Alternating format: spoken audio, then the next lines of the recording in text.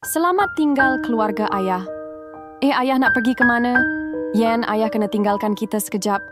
Maafkan ayah, Yen. Ayah, jangan tinggalkan kami. Yen, makanan dah siap. Aduh, kepala ibu sakit sangat. Ini ubat Yen bawa untuk ibu. Terima kasih, Yen. Ibu makin sakit, tapi kenapa ayah pergi tinggalkan kita? Setiap hari ibu makin sakit. Tapi ayah masih tak balik jaga ibu. Yen tak akan maafkan ayah. Doktor, ibu Yen memang tak boleh sembuh ke?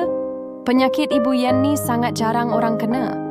Sampai sekarang belum ada orang jumpa ubat untuk sembuhkan penyakit ni.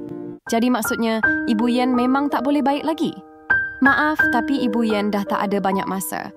Doktor cadangkan Yen luangkan masa dengan ibu sebelum ibu pergi buat selamanya.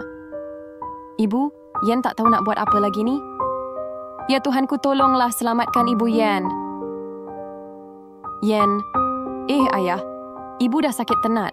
Sekarang baru ayah datang? Yen tak akan maafkan ayah. Sebenarnya, ayah ada sebab kenapa ayah pergi.